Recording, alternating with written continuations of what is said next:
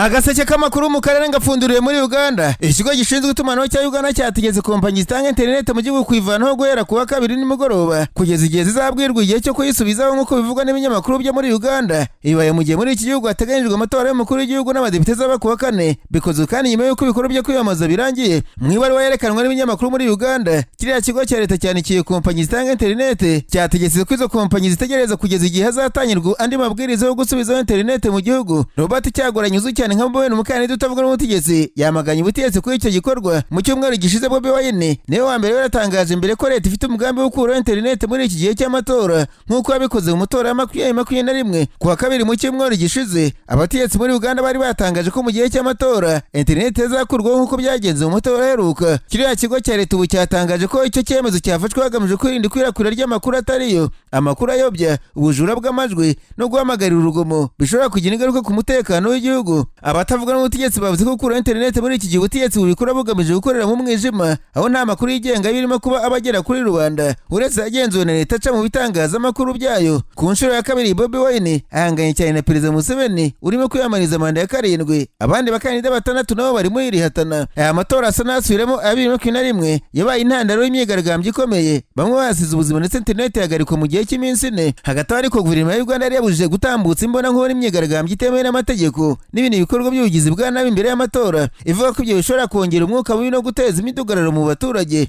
Umuyobozi w'ikigo gishinzwe itumanaho Uganda Communications Commission mu cyumweru gishize yavuze ko amakuru y'uko internet ishobora guhagarikwa mu gihugu ari ibihuha gusa, ashimangira ko inshingano z'icyo kigo ari uguharanira ko itumanaho rikomeza kuba rihari mu gihugu hose. Ishyaka rikuru mu yarwanya ubutegetsi bwa Uganda National Unity Platform ryashyize ahagaragara porogaramu yo gukurikirana amatora n'itangazwa ry'amajwi mu buryo butari ku murongo wa internet mu gihe internet yaba yakuweho. Iyo porogaramu yitwa BitChat yatangajwe n'umuyobozi wa NUP bwana Robert Cyaguranye alias Bobi Wine. Yavuze ko iyo porogaramu idakeneye internet ahubwo ikoresha ikoranabuhanga rya Bluetooth mu gusangira amafoto ajyanye n'amatora, uko amajwi kusanywa hirya no hino kuri site z'itora ndetse n'amakuru yose ku matora hatabayeho gukoresha internet. Mu gihe ihangana mu bya politiki rikomeje gufata indi ntera, Amnesty International yashinje inzego z'umutekano za Uganda gukoresha iyicarubozo n'ifatwa ry'abantu mu buryo bunyuranyije n'amategeko bigamije gutera ubwoba amashyaka arwanya ubutegetsi. Uyu muryango uvuga ko ufite ibimenyetso by'abantu bakubiswe n'abatewe ibyuka biryana mu maso hamwe n'abagabweho ibitero kubera gushyigikira National Unity Platform rya Bobi Wine. Uyu bareka guta Museveni yagiye ku butegetsi bwa mbere mu 1986. Kuva icyo gihe yatorewe gutegeka igihugu inshuro 6 mu matora yakunze kurangwa n'impaka, aho abatavuga n'ubutegetsi bwe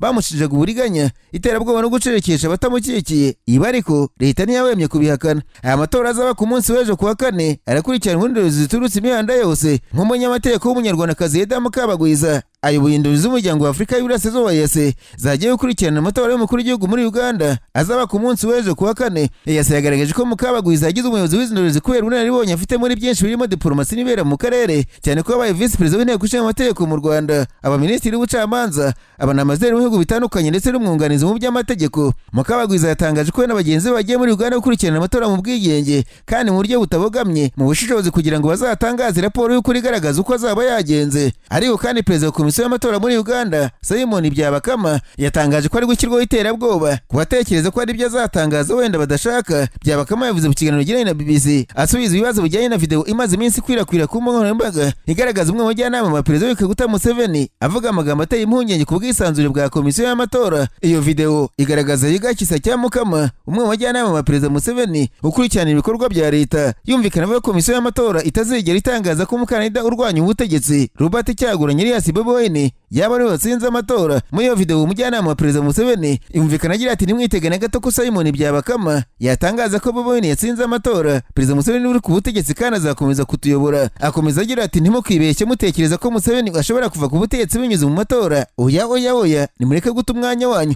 Aya magambo yakuruye impaka n'impungenge ku banyapolitike mu mashyirahamwe n'uburenganzira bwa muntu bibaza niba amatora ateganyijwe kuwa 4 azaba mu mucyo n'ubwisanzure busesuye. Simon Byabakama yavuze ko amagambo nk'ayo abangamira icyizere abaturage bagomba kugira ku nzego z'amatora. Anagaragaza ko iterabwoba bishobora gushyira mu kaga ubwigenge bwa komisiyo ayoboye. Atera abantu b'imburamukuru birirwa bashaka kunshyiraho iterabwoba ko nkorera ku gitutu, ariko ndahamya ko ijambo ubwoba ritajya rimbamo ababikora baribeshya. Naho mu Burundi Perezida Evariste Ndayishimiye yongeye gusubiramo inyikirizo imwe ku kibazo cy'u Rwanda n'u Burundi yibasirana Leta Zunze Ubumwe za Amerika. U Rwanda rushyigikira abanyabyaha b'Abarundi bashaka gutera Burundi mu gihe u Rwanda ruzaba rumaze gufata Kongo Kinshasa. Aya ni amagambo mashya ya Perezida w'u Burundi Evariste Ndayishimiye wongeye kwiba rwibasira u Rwanda rushinja umugambi rumaze imyaka myinshi rugaragaza ko rutigeze rurota kandi rudashobora no kurota. Amagambo anishimiye Jima yandi nk'aya ngaya amaze igihe kinini avugwa ko u Rwanda ruri mu mugambi wo kugira nabi igihugu cye mu gihe ibimenyetso bigaragaza ibitandukanye. Magingo Burundi bufite abasirikare barenga 10,000 muri Kivu Amajyepfo mu ntambara leta ya Kongo irwana na M23. Muri Gashyantare umwaka ushize Minisitiri w'Ububanyi n'Amahanga w'u Rwanda Olivier Nduhungirehe yabwiye ikinyamakuru igihe cyo mu Rwanda ko Burundi aribwo bufite umugambi wo gutera u Rwanda ndetse ko byanarenze kuba mu mvugo bikanatangira kugeragezwa. Ati Abarundi nibohereje abasirikare kurwanirira ingabo za Kongo, kurwanya M23 y'abanajyanye no kurwanya u Rwanda ndetse hari imvugo zo kurwanya u Rwanda. Izo mvugo avuga zo gushaka gutera u Rwanda ntabwo zitangaje. Ibyo ko u Rwanda rushaka gutera u Burundi Ndayishimiye bigarutseho mu mashusho mato y'integuzo y'ikiganiro y'ijyanye n'umunyamakuru Horia na Veras Victoria, umwe mu bazi kuvugira ubutegetsi bwa Kongo Kinshasa n'abambari babwo. Uyu munyamakuru ni wabaje Trump muri White House ibibazo bishinja u Rwanda gutera Kongo n'ibindi biri mu mujyi w'imvugo za President Ndayishimiye ndetse na Tshisekedi bamaze igihe kinini bavuga ku Rwanda. Uyu munyamakuru aherutse i Burundi aho yagiranye ikiganiro na Perezida w'u Burundi General Evariste Ndayishimiye. Ni nyuma y'urugendo yagiriye i Kinshasa nabwo mu mujyi nk'uyu. Ikiganiro bagiranye nk'ikiratambuka cyose ariko amashusho y'integuzo yumvikanamo imvugo zimaze igihe zishyirwa imbere n'ubutegetsi bwa Kongo Kinshasa. Hariya na Veras Victoria yumvikana abwira Ndayishimiye ko u Rwanda rwateguye ibitero byo gufata Uvira, ibintu ubuyobozi bwarwo bwamaganiye kure, bukavuga ko ikibazo cy'Uvira nta hamwe gihuriye n'u Rwanda. Ndayishimiye yavuze ko ibitero byatangiye iminsi 2 imbere y'isinywa ry'amasezerano, ko byose ari u Rwanda rwari rubiri inyuma. Imvugo nk'izi zerutse kwamaganwa na Perezida Kagame avuga ko nta u Rwanda ruhuye n'ibibazo bya Uvira, mu kuboza ko umwaka ushize ubwo yakiraga indero z'abayobozi batandukanye muri guverinoma. Yavuze ko imirwano hagati ya M23 na FARDC n'abayishyigikiye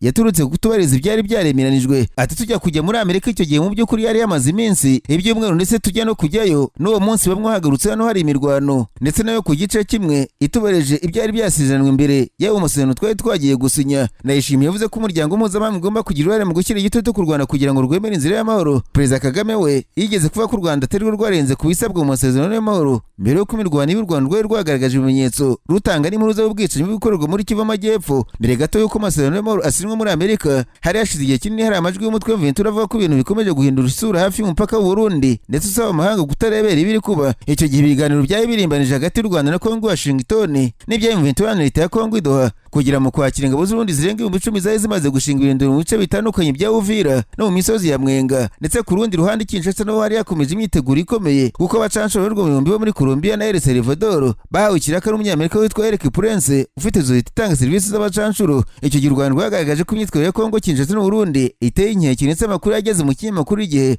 nuko ibi byose byagiye bigaragarizwa abahuza yaba idoha ni Washington DC. Nta kintu na kimwe cyakozwe kuri ibyo bintu byose kugeza naho ingabo z'u Burundi zikomeje kugota uduce turimo Minembwe, Remera n'ahandi. Muri Kanama FARDC na Wazalendo bahaye abanyamurenge iminsi 10 yo kuva muri Uvira bitaba byose bakicwa, banamenyeshwa ko batemerewe kujya ku masoko, ku mavuriro cyangwa se ahandi hantu. Bageze muri Nzeri batangiye kwimwa amazi, batangira gufatwa baricwa. Intumbero ari kubwicanyi bigomba gukomeza kugira barimbuwe bose. Ibintu byakomeje gufata umurego bigira mu minsi isatizwa ry'amasezerano aribwo M23 avuze ko ugiye gutabara bari kwicwa. Muri iyi nteguzo y'ikiganiro Perezida w'u Burundi Evariste Ndayishimiye yagezeho yibasira Amerika avuga ko ikwiye kubazwa impamvu amasezerano adashyirwa mu bikorwa. Ati uyu munsi umuryango mpuzamahanga uramutse ubajije Leta z'Ubumwe za Amerika uti kubera iki umwananiwe kumvisha imanza zirebwa gushyira mu bikorwa byo zisabwa, Amerika yo yasubiza iki? Amagambo yasa no kwirengagiza uruhare rw'igihugu cye na Kongo Kinshasa mu kubahiriza ibisabwa kuko byakunze kugaragara ko izo mpande zarenze ku mirongo migari y'amasezerano y'amahoro. Ndayishimiye yongeye gusubiramo amagambo y'uko u Rwanda ruri inyuma y'Itabara, ibintu n'ubundi amaze igihe ahoza mu mbwirwaruhame ndetse byagize navuga ko igihugu cye gifite abasirikare bashoboye kandi ko gifite ubushobozi bwo gutera u Rwanda. Mu gihe ashinja u Rwanda gufasha Itabara mu bihe bitandukanye abarwanyi b'uyu mutwe bagiye bafatirwa mu Rwanda bagasubizwa mu Burundi.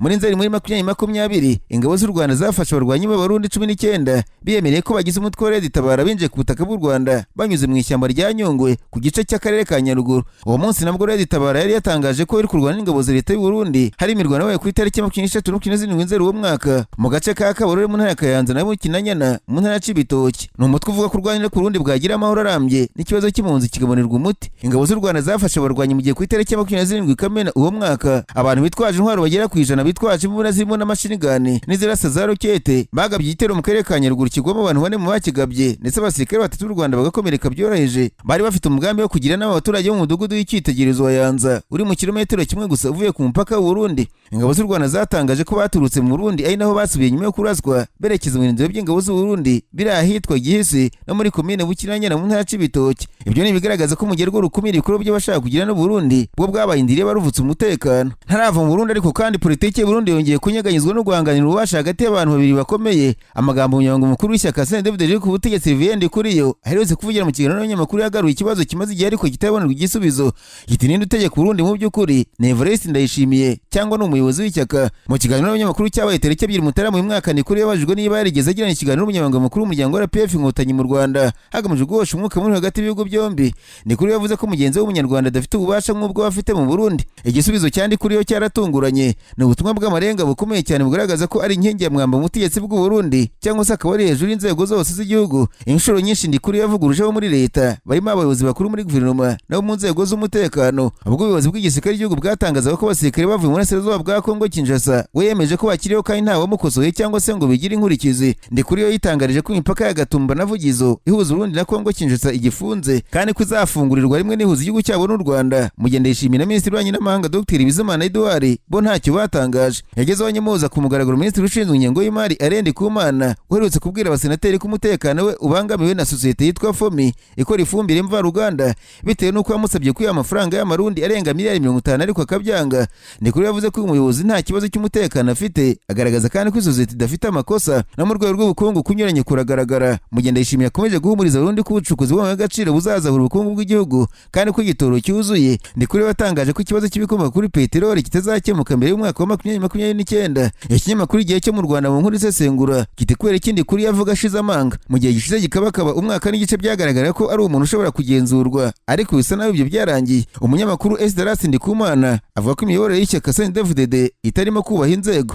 Bamwe mu bayobozi baraceceka kubera ubwoba mu gihe abandi nka Ndikuriyo bo bavuga ibyo bashatse batiteye ku ngaruka zabyo ku rwego rwa politiki. Ndikumana avuga ko akenshi amagambo ya Ndikuriyo yabatunguranye atateguye kandi atubahisha inzego z'igihugu. Ibi bigatuma abanyamakuru bakunda kwitabira ibiganiro bye bashaka kumva byacitse cyangwa se ibitekerezo bitayunguruye. Umwuka muri hagati ya Ndayishimiye n'ubuyobozi bwa CNDD-FDD watangiriye ku bwumvikane buke ku miyoborere y'inteko ishinga amategeko. Ndayishimiye ntiyashaka ko Daniel Gerard Ndabirabe yongera kuyobora abadepite mu gihe Ndikuriyo n'abandi bategetsi bakuru muri iri shyaka bo bashaka ko akomeza kuyobora. Ubwo iri shyaka ryashimangira ko Ndabirabe agomba kuguma mu nshingano, Ndayishimiye yafashe icyemezo cyo gushyiraho guverinoma atabanje kubiganiraho n'abayobozi ba CNDD-FDD mu buryo bufatika. Yashyizeho minisitiri bemeye kumuyoboka barimo uw'ingabo, uw'umutekano, uw'ubutabera, uw'ububanyi n'amahanga n'uw'imari. Bamwe muri bahoze ari abajyanama be muri CNDD-FDD. Iguverinoma ntifata nk'iyikomokaho. Ndikuriyo abona ko itemeye kandi ko ntacyo yayikoraho. Ibishimangira uburyo yiteguye kuyihinyuza, kuyinenga cyangwa se kuyitesha agaciro mu ruhame. Ikindi cyongera Ndikuriyo imbaraga ni ibibazo ingabo z'ubundi zagiriye mu ntambara y'Uburasirazuba bwa Kongo. Mu bayobozi b'ishyaka ibi bigaragaza ko Ndayishimiye yananiwe kuyobora igisirikare bikaba bigabanya ijambo afite. Abasenguzi mu gihe politiki bagaragaza ko n'ubundi Ndayishimiye na Ndikuriyo bahanganiye ububasha bahuje ingengabitekerezo. Bose bashima ko abaturage bakomeza kwikanyizwa, umutungo w'igihugu ugasahurwa, bahuje imvugo zo kwibasirana, kurenga ku burenganzira bw'ikiremwa muntu no guteza akavuyo mu nzego. Amakimbirane muri CNDD-FDD si mashya. Pierre Nkurunziza wabaye perezida na Hussein Rajab bahanganye kuva 2005 kugeza 2007, hakurikiraho Jeremy Ngendakumana 2010, ndetse bivuga ko Nkurunziza hatuye kwemera Ndayishimiye nk'umusimbura we muri 2020 habura amezi make ngo apfe. Habura ukwezi ngo Nkurunziza apfe, yatangaje ku mugaragaro ko umuyobozi wa CNDD-FDD wakoranye nawe neza ari Pascal Nyabenda akaruta kandi karakamize. Ikibazo cyo guhanganira ububasha muri CNDD-FDD ntigikemurwa n'inzego ahubwo gikemurwa n'imbaraga. Biroroshye kumenya amaherezo y'abahoze ari abajenerali bahindura ingendo, uko yabaye gufungwa, guhunga cyangwa se urupfu. Ndayishimiye yerutse kuburira abakozi bo mu biro by'umukuru w'igihugu Ntare Rushatsi ko atazihanganira abakorera abami babiri, nubwo atavuze umwami wa kabiri. Bamwe baketse uwo ari we, ariko kuba afite ububasha bwo gufata icyemezo cya nyuma nabyo bikaba birimo bishidikanwaho. Nararanganije amaso ibinyamakuru byandikirwa muri Kongo Kinshasa. Abanyamakuru bakize amakaramu ku mpapuro barandika. Manisiko umutuzo usa nk'uwagarutse muri iki gitondo cyo kuwa gatatu i Karembe muri gurupu Mabashari Mukoto muri teritwari y'Amasizi muri Kivu Amajyaruguru, nyuma y'imirwano yari ibaye mu ijoro ryo kuwa kabiri kira kuwa gatatu hagati y'inyeshyamba za M23 n'abazalendo. Nk'uko amakuru agera mu kinyamakuru Actualités bitangaza, inyeshyamba za bazalendo zikorana bya hafi n'ingabo za leta ya Kongo zagabye ibitero icyarimwe ku bindiro bitandukanye by'inyeshyamba ahagana mu masaha 2 z'ijoro ku isaha yaho, zigamije kubirukana muri uyu mujyi bamaze umwaka kurenga bagenzura. Aya makuru yavuze ko urusaku rw'intwaro ziremereye n'izoroheje rwumvikanaga mu mujyi, abaturage kubera ubwoba bagumye mu nzu. Umubare w'abantu baguye mu mirwano nturamenyekana. Mu gitondo cyo kuwa gatatu ibintu birasubira mu buryo neza muri uyu mujyi wakiriye imiryango myinshi y'abavanywe mu byabo bahunze baturutse mu turere dutandukanye. Iyi nkuru yibutsa ko agace gakikije Karembe muri sheferi ya Bashari Mukoto habereye imirwano mu byumweru bishize hagati y'inyeshyamba za M23 n'abazalendo, bigatuma habagunga ku bwinshi no gusahura imitungo y'abaturage. Ibyabaye vuba ngaha byabaye ku itariki 20 Ukuboza k'umwaka ushize. Hanyuma abayobozi b'inteko ishinga amategeko ya Kongo Kinshasa babujije guterana cyangwa se imyigaragambyo yose ku ngoro y'inteko ishinga amategeko guhera ku itariki ya 2 Mutarama uyu mwaka, akurikije amabwiriza ya perezida w'inteko ishinga amategeko Aimé Boji Sangara. Umunyamabanga mukuru w'inteko ishinga amategeko ya Kongo yamenyesheje abaturage ati guhera ubu imyigaragambyo no guterana kose birabujijwe mu mbuga y'ingoro y'abaturage. Umunyamabanga mukuru yasobanuye ko icyo cyemezo cyafashwe mu rwego rwo gushyira mu bikorwa amabwiriza akubiye mu ibaruwa yanditswe na perezida w'inteko ishinga amategeko yo ku itariki 29 Ukuboza k'umwaka ushize. Nk'uko bigaragara muri iyo nyandiko, icyo cyemezo kigamije kubungabunga imiterere yo kutagira ibibogamiye kandi yo kutavogerwa y'ahakorera inteko ishinga amategeko ya Kongo. Aho hantu hagiye habera imvururu za politiki zitigeze ziba mu myaka ishize. Nk'urugero, icyemezo kije nyuma y'imvururu zavutsemo urugomo mu nteko ishinga amategeko mu ntangiriro za Kanama muri 2024. Imvururu zadutse hirya no hino mu nyubako z'inteko ishinga amategeko y'Kinshasa hagati y'abarwanashyaka cyane cyane mu ishyaka riri ku butegetsi UDPS, hagati yabo kubera amakimbirane yajyanye no gushyiraho inteko ishinga amategeko nshya no gushyiraho abayobozi bayo. Tariki 6 Kanama uwo mwaka n'ubundi ibintu byaje gufata intera, habaye gutera amabuye n'ibikorwa byo kwangiza, bituma polisi y'igihugu cya Kongo itatanya bigaragambye ikoresheje kubakangisha amasasu. Abantu benshi barakomeretse kandi ibintu byinshi birangizwa ku nteko ishinga amategeko. Mu minsi yakurikiyeho abashinzwe umutekano bafashe abantu benshi, abo polisi bagaragaza abantu barenga 200 nk'abakekwaho ko ari bo bagize uruhare mu izo mvururu. Ku itariki ya 10 Kanama 2024, Perezida Felix Antoine Tshisekedi yamaganye ku mugaragaro izo mvururu, yavuze ko ari igikorwa kinyuranyije n'amategeko, anemeza ko babikoze bazabibazwa imbere y'inkiko. Itariki ya 14 Kanama mu mwaka, urukiko rwisumbuye rwa Kinshasa Igombe rwamunije abantu 41 bakekwa ko bagize Force of Progress, umuryango w'urubyiruko ufitanye isano n'ishyaka UDPS, bakurikiranywe icyaha cy'ubugambanyi no kwangiza umutungo wa leta. Hagati muri Kanama urukiko rwatangaje ko rudafite ubushobozi bwo kuburanisha abaregwa batanu bato bagize uruhare mu byabaye, bohereza imanza zabo mu nkiko zibishinzwe. Guverineri wa gisirikare mu ntara y'Ituri ariko kandi Lieutenant General John Boyankashama yareye ko byanga bikunze azata muri yombi Thomas Rubanga ukuri inyeshyamba z'umutwe wa CRP.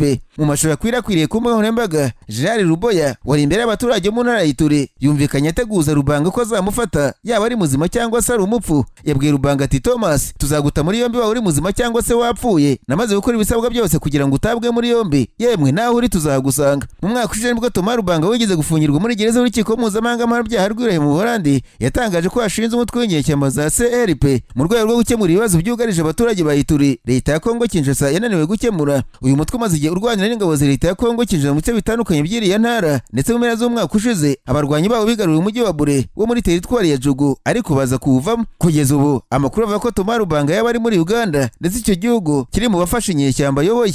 Ntarava muri Kongo Kinshasa ariko kandi mbabwire ko umwose ko mu ngabo za Afurika y'Epfo bari barojejwe kurwana muri Kongo Kinshasa yishuye yakagawe na bagenzi be bahuye nako karimo guhambanirwa n'ingabo za leta ya Kongo bari baragiye gufasha ku rugamba, bigatuma inyeshyamba za M23 zibatsinda. Ni mu buhamya bw'inyandiko uwo musirikare yanyujije mu kinyamakuru Defense Web kiwabo, yavuze ko nyuma y'amezi 6 we na bagenzi bavuye muri Kongo Kinshasa ibyo yaboneye mu gace ka Sake byanze kumva mu mutwe, ndetse akaba afite impungenge zo kuzagira ihungabana ryo mu mutwe rishobora kuba karande cyangwa se iby'ubuzima bwe bwose mu gihe yabatabonye ubuvuzi. Uyu musirikare yasobanuye ko bagenzi be bamenye ko bazoherezwa kurwana muri Kongo Kinshasa mu mpera za 2023 ubwo bari mu myitozo ngarukamwaka ya gisirikare izwi nka Vukurome yaberaga mu kigo cy'amahugurwa cy'ingabo cya Afurika y'Epfo kiri mu ntara Northern Cape. Icyo gihe ngo babwiye ko ibikorwa byagombaga kwerekeza mu byitwa Operation Thiba byagombaga kwitabirwa n'ingabo z'ibihugu byo mu muryango wa SADC, ndetse basobanurirwa ko icyagombaga kubajyana ari ugushyira mu bikorwa kuzana amahoro ku mbaraga aho gukora ubutumwa bwo kuyabungabunga. Bivuze ko bagombaga kujya kurwana. Batayabwiriza abasirikare barwanira ku butaka ngo nizo zari zateguwe nyuma yo gukora imyitozo isanzwe irimo kugaba ibitero, guhangana nabyo, gutega ibico no gukora uburinzi.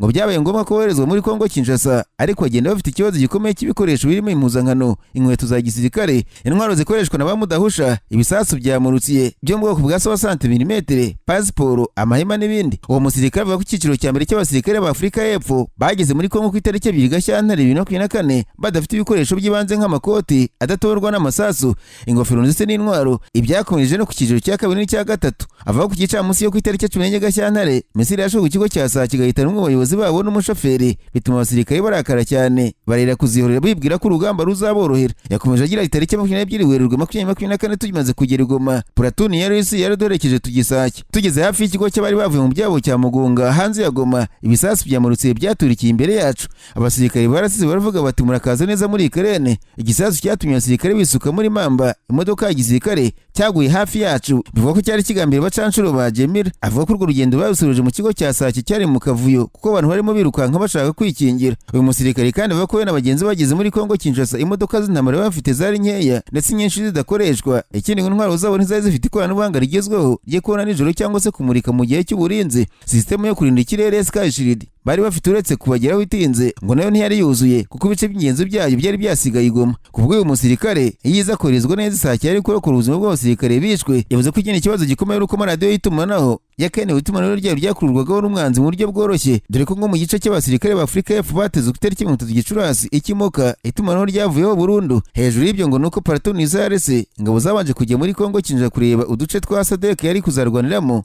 zitari zifite ibikoresho bihagije nka pistoli na ba mudahusha bashobora gukumira mudahusha y'umwanzi wishe umusirikare wacu ku muryango w'ikigo. Umusirikare wa Afurika y'Epfo avuga ko ikindi bari bashinzwe ubutasi bakoreshwa neza bakanahabwa ibikoresho bihagije bashobora kumenya amakuru y'uko Ventura yagomba kwigarura uduce turimo n'umujyi wa Sake yafashe tariki 23 Mutarama umwaka ushize. Yunzemo ati ikibazo gikomeye kurushaho nuko nta bufasha bwo mu kirere bwari buteganijwe mu bihe byihutirwa nko mu gihe abasirikare bakomeretse bikomeye bakeneye kugera ku bitaro vuba. Uyu musirikare w'ingabo za Afurika y'Epfo yavuze ko guhitamo nabi aho ikigo cya Sake cyubatswe byacyoroheye guhinduka ikibuga cy'umwanzi n'akaga we na bagenzi batazibagirwa ubuzima bwabo bwose. Ati ibindi bigo nabyo byari byoroshye kwinjirwamo n'umwanzi winjiraga unyuze mu ngo z'abaturage afashijwe n'abaturage bo ku masoko cyangwa se bakoraga imbere mu bigo byacu. Yavuze ko ikigo babaga mu bwiherero bwari buke ugereranyije n'umubare w'abasirikare. Amahema yari yegeranye cyane n'urukuta rw'ikigo mu ntera yo guterwamo grenade z'intoki. Icyumba cy'ibikorwa cyari hafi cyane y'umuryango mukuru. Amahema yinjiragamo amazi mu mvura aho bafatira amafunguro hari hasi cyane kandi ububiko bw'amasasu n'ivuro byari byakizwe hatari heza. Yavuze ko ubutumwa bari barujwe bwananiranye kuva ku ntangiriro kugeza ku musozo ari n'ibitewe n'imitegurire mibi y'abayobozi b'ingabo za Afurika y'Epfo ndetse n'ingamba zitajyanye n'amahame ya gisirikare. Uwo musirikare yavuze ko ibihe byarushijeho kuba bibi cyane nyuma y'imirwano y'iminsi inahuje ingabo za Sadek na Ventura yatangiye tariki ya 23 Mutarama ikarangira yapfuye abasirikare 14 ba Afurika y'Epfo. Ati mu by'ukuri twari twafashwe n'imbohe na Ventura twaryaga ifunguro rimwe ku munsi. Amafaranga y'ibiribwa ya Sadek yize ku ngabo za Afurika y'Epfo ariko nta kimwe cyatugezeho mu kavuyo kose nyuma y'uko Ventura ifashe Kinagoma. Umusirikare wa Afurika y'Epfo mu buhamya bwe yavuze ko mu gihe ingabo za FARDC bari bazitezeho kubafasha ku rugamba byarangiye zibagambaniye. Ati ingabo za FARDC zari kudufasha ariko zaradutengushye. Bamwe bafatanyije mu Ventura bagambanira imigambi ya Sadek byaragasuzugwe ku mwambaro wabo no ku gihugu cyabo. Twabonye abasirikare benshi ba FARDC bicana hagati yabo kubera impuzankano, abandi bagurisha ibikoresho byabo ngo bo nibatunga. Akenshi FARDC yataga ibindiro byayo igihe yaraswagaho igaragaza imyitwarire idakunda igihugu. Leta ya Kongo ikwiye gushaka abasirikare bafite ireme kurushaho. Yunzemo ati nubwo igihano cyo gutoroka urugamba gikomeye ntikibuza imyitwarire mibi. Nubwo byoroshye gushinja FARDC, leta ya Kongo igomba kubazwa mu gutita ku basirikare bayo no gusesagura miliyoni ku bacanshuro. Umusirikare yavuze ko mu butumwa bwe na bagenzi be muri Kongo babonye amahano menshi arimo bagenzi babo bacagaguwe n'ibisasu, gutwara abasirikare badafite amaguru no gukusanya ibisigazwa by'imirambo ya bagenzi babo. Yavuze ko nyuma yo kuva muri Kongo bakagera muri Afurika y'Epfo ingabo zabaye iminota gusa yo kuganirizwa n'inzobere mu mitekerereze kandi ngo ibyo ntibihagije. Ibyatumye ashimangira ko igisirikare cya Afurika y'Epfo gita ku mibereho y'abasirikare. Yunzemo ko kugeza ubu nta muhango wo guha imidari abagize SAMIDRC wabaye. Ikindi ingabo za Afurika y'Epfo zikaba zananiwe kwishyura abasirikare bari muri Kongo amafaranga yabo bakoresheje bagura ibikoresho n'ibibatunga. Agaseke k'amakuru mu karere ngapfundikiriye muri Kenya. Abanyamakuru bakoze ba muri no barandika banditswe guverineri w'intara ya Kiambu Bwana Kimani w'amatangi yagannye urukiko rw'ubucuruzi muri Kenya asaba ko imitungo ye akodesha n'ikigo gishinzwe kubaka imihanda ya gari ya moshi yagarikwa gusenywa. Kuva 2019 imitungo iri hafi ya Nyayo Stadium iri gusenywa ndetse kuwa kabiri Ikinamba ndetse na za restaurant haze ngo zatingatinga barahasenya n'imodoka zaje zipolisi barazangiza. Ikinyamakuru Daily Nation cyavuze ko basenyera umutegetsi w'intara ari abantu bava muri iki kigo ahamya ko bafitanye ubukode mu myaka 20 ishize kandi ngo bwishyura neza. Hari amakuru ava ko ibikorwa byarakavagari k'amamiliyoni y'amashiringi guverineri w'amatangi yabarabyubatse ku butaka yasabuye cyangwa se yihaye ku ngufu nk'umunyabubasha n'ubwo atabyemera. Iki kinyamakuru cyandika ko inyandiko z'urukiko zivuga ko uyu mugabo wahoze ari senateri yishyura neza ubukode kandi abayobozi muri iki kigo bagaragaza ko bakira amafaranga bishyura. Kimani w'amatangi avuga ko umugambi wo kumukinisha watangijwe mu mpera z'umwaka ushize kuko bamwe muri iki kigo Kinyarere Corporation bamuteye ubwoba mu magambo bamubwira ko bazamusenyera bakanangiza ibikoresho bye by'ubucuruzi akorera hirya gato ya Nyayo Stadium ku muhanda Douglas wakiriho. Ntibizwi neza niba gahunda yo kumusenyera ubucuruzi yaba yishimwe n'ubutegetsi bwa Kenya cyangwa se abantu ku giti cyabo kuko agaragaza ko yishyura ubukode kandi atigeze yuhutaka kuva yagira imbaraga za politike. Amashusho yerekana zatingatinga zisenya inyubako ndetse ibinonko bivaho bigwa ku mamodoka yari aparitse aho ngaho yaje mu Kinamba. Ubona ko gusenya ari gahunda ishyizweho imbaraga n'ubutegetsi cyane ko hari abapolisi benshi bafite imbunda kandi ziremereye.